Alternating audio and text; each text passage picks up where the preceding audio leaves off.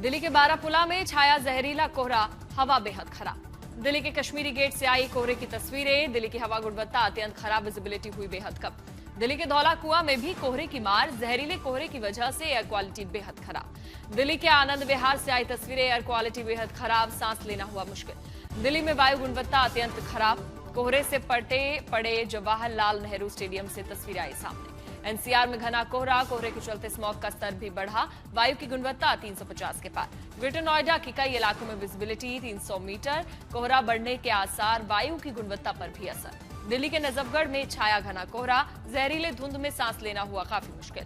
दिल्ली के आरकेपुरम में वायु गुणवत्ता बेहद खराब, धुंध से लोगों को खासी परेशानी। दिल्ली में हवा की क्वालिटी बेहद ही खराब कैटेगरी में, कोहरे ने हर किसी को अपनी चपेट में लिया। अक्षरधाम से तस्वीर आई सामने।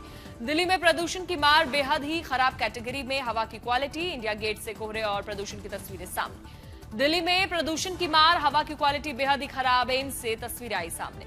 मुंबई में प्रदूषण की मार, कोहरे की चादर में लिपटा शहर, बांद्रा से तस्वीर आई सामने।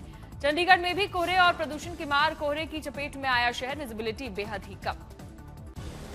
दिल्ली मेरठ एक्सप्रेसवे पर घने कोहरे के बीच से गुजरते हुए विजिबिलिटी 100 मीटर से भी कम, वाहन चालकों को हुई परेशानी। कल भी दिल्ली में घने कोहरे की चादर छाई रहने के आसार, ठंड बढ़ने के साथ बढ़ी लोगों की परेशानी। यूपी में ठंड और कोहरे की दोहरी मार, कोहरे ने लखनऊ शहर को अपनी चपेट में लिया। उत्तर प्रदेश में लगातार बढ़ते घने कोहरे को देखते हुए परिवहन विभाग ने बस संचालन को लेकर सख्त निर्देश दिया। उत्तर प्रदेश के बिजनौर में शीतलहर के चलते बढ़ी ठंड, आज स्कूलों में छुट्टी घोषित की गई। उत्तर भारत के कई राज्यों में आज घने कोहरे का अलर्ट, कई इलाकों में विजिबिलिटी कम होने से यातायात पर हो सकता है असर। दिल्ली और आसपास के इलाकों में घना कोहरा, मौसम विभाग के मुताबिक विजिबिलिटी 50 मीटर से भी कम। उत्तर प्रदेश, पंजाब और हरियाणा के कई इलाकों में 22 दिसंबर तक कोहरे का अलर्ट, 21 दिसंबर तक। उत्तराखंड में भी कोहरे छाए रहने का अनुमान। कानपुर शहर में छाया घना कोहरा, धुंध की चपेट में शहर, विजिबिलिटी बेहद कम, आवाजाही पर असर, ट्रेनें चल रही हैं लेट। उत्तर भारत में कोहरे और ठंड के जबरदस्त मार, कोहरे के कारण ताजमहल देखना दूभर हुआ, विजिबिलिटी बेहद कम, धुंध की घनी चादर से लिपटा ताज। गोरखपुर शहर में शीतलहर और कोहरे का प्रकोप, कोहरे की चादर में लिपटा शहर, घने धुंध से लोगों को परेशानी। पूर्वी हरियाणा, दिल्ली, गाजियाबाद, नोएडा, गुड़गांव, फरीदाबाद, मेरठ, उत्तर प्रदेश के कई हिस्सों में घना कोहरा, विजिबिलिटी 30 से 100 मीटर तक। उत्तराखंड के विकासनगर में सर्दी का डबल अटैक, इलाके में शुरू हुई जबरदस्त ठंड के साथ सड़कों पर कोहरे का कब्जा, विजिबिलिटी शून्य। दिल्ली एनसीआर में प्रदूषण से हाहाकार, संसद में चर्चा के लिए सरकार हुई तैयार। आज केंद्रीय पर्यावरण मंत्री भूपेंद्र यादव इस चर्चा का जवाब देंगे।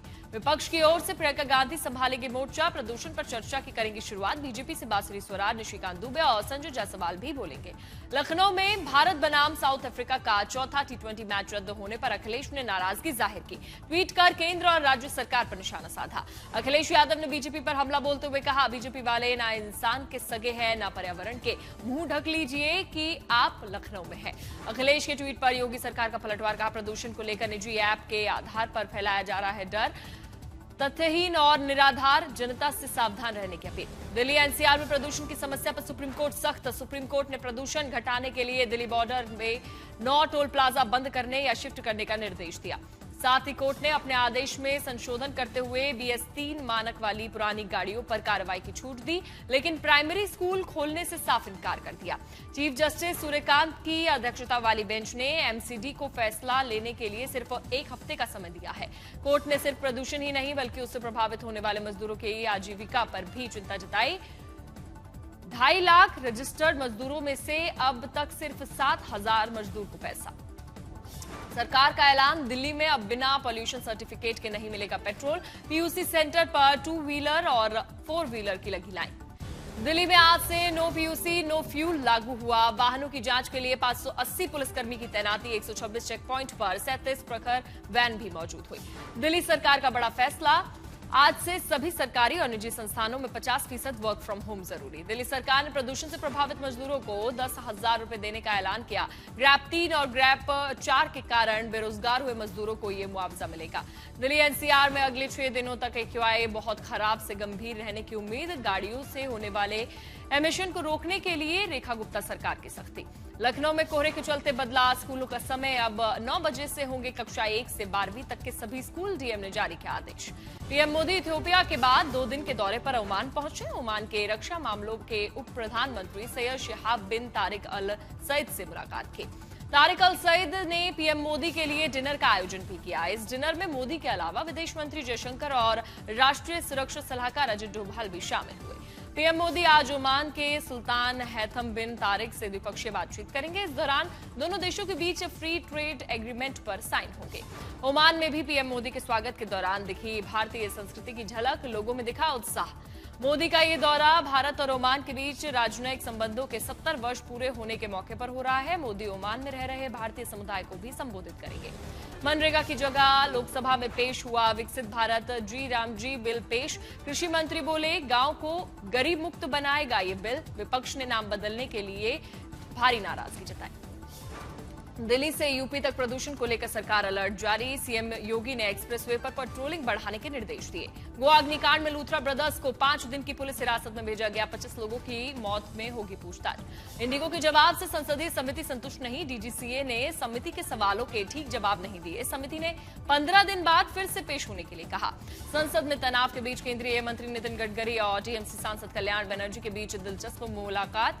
घुसपैठियों के मुद्दे पर हंसी ठिठोली करते दिखे। उत्तर प्रदेश के पूर्व पुलिस महानिदेशक प्रशांत कुमार को शिक्षा सेवा चयन आयोग का अध्यक्ष नियुक्त किया गया। मुख्यमंत्री योगी आदित्यनाथ ने उनकी नियुक्ति के आदेश जारी किए। महाराष्ट्र सरकार में मंत्री नितेश राणे का बड़ा बयान, कहा मुंबई का डीएनए हिंदुत्व और महादेव आई लव पाकिस्तान कहने वालों बर्दाश्त नहीं किया जाएगा। मणिकराव कोकाटे को बड़ा झटका। नासिक कोर्ट ने 2 साल की सजा रखी बरकरार। 1995 के धोखाधड़ी मामले में बड़ा फैसला। महाराष्ट्र के दागी मंत्री मणिकराव कोकाटे से छीने गए विभाग। फडणवीस ने डिप्टी सीएम अजित पवार को सौंपी जिम्मेदारी। सजा के ऐलान के बाद भी मंत्री पद से उन्हें ना हटाने की वजह से विरोधी दल आक्रामक हुए। कांग्रेस प्रदेश अध्यक्ष ने आरोप लगाया कि राज्य सरकार मणिकराव कोकाटे को बचा रही है। मुंबई में सीट बंटवारे को लेकर महायुति में खींचतान। सूत्रों के मुताबिक 227 वार्ड में बीजेपी ने शिवसेना को सिर्फ 52 सीटों की ऑफर दी है, लेकिन शिवसेना 125 पर अड़ी रही। बीएमसी चुनाव के लिए महायुति के भीतर सीट बंटवारे को लेकर पेच फंसा। बीजेपी और शिवसेना के बीच हुई पहली बैठक बेनतीजा रही। गतिरोध के बावजूद आज बीजेपी कार्यालय में दूसरे दौर की चर्चा होगी, जहां शिवसेना को सम्मानजनक सीट मिलने की उम्मीद। महाराष्ट्र मंत्रिमंडल ने राज्य संरक्षित स्मारकों से अतिक्रमण हटाने के प्रस्ताव को दी मंजूरी। भविष्य में अतिक्रमण को रोकने के लिए एक राज्य स्तरीय समिति के गठन को भी स्वीकृत किया। केंद्रीय मंत्री रवनीत सिंह बिट्टू ने चौहान के बयान पर कहा, पृथ्वीराज को इलाज की जरूरत है। शामली ट्रिपल मर्डर केस पर डिप्टी सीएम ब्रजेश पाठक का सख्त रुख, कहा आरोपियों को नहीं बख्शा जाएगा।